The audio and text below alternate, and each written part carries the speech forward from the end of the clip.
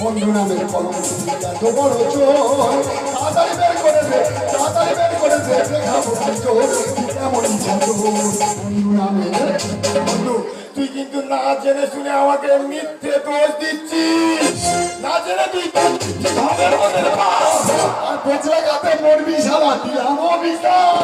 তোকে অভিশাপ দিচ্ছি। আমি যাকে অভিশাপ দিয়ে কাজ করে, আমি অভিশাপ দিচ্ছি তোকে, তুই বজ্রাঘাত করে মরবি। আর যদি শালার পাই পকেটে কাটবো দুটো কাজ। যদি তোর পকেটে আমি আংটিটা পাই না, ঘর থেকে হেসে এনে টুক করে কানটা কেটে দেবো, তুই নিজেই বুঝতে পারবি না। না জেনে তুই ধনের মধ্যে বজ্রাঘাতে মরবি শালা, দিলাম অভিশাপ। আর যদি শালার পাই পকেটে কাটবো দুটো কাজ।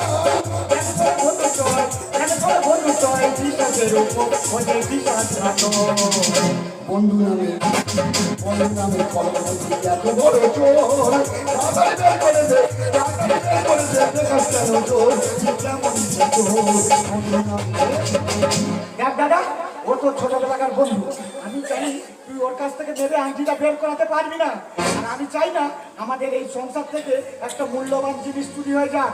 তাই আমি থানায় গিয়ে ওর নামে কমপ্লেন করে ওকে আমি থানায় তুলে দেবো।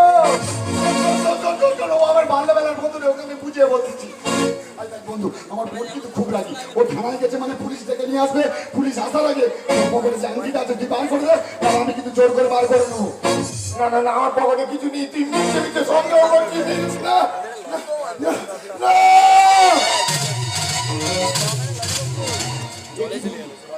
মিষ্টি তোর প্যাকেটে।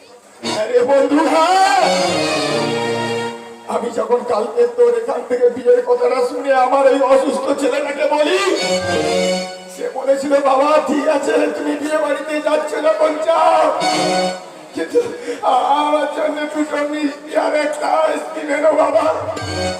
তাই আমার ভাগের ওই দুটো মিষ্টি আমি আমার ওই অসুস্থ ছেলেটার জন্য নিয়ে যাচ্ছিলাম। বন্ধু, তুই তো আমাকে বলতে পারতিস, আমি মিষ্টি প্যাকেট করে দিতাম, তুই তোর ছেলের জন্য নিয়ে যেতিস।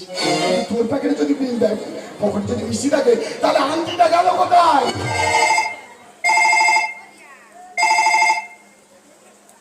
হ্যালো, হ্যাঁ হ্যাঁ মাসিমা, হ্যাঁ কি বলছো, কি বলছো? ছেলেটা মারা গেছে।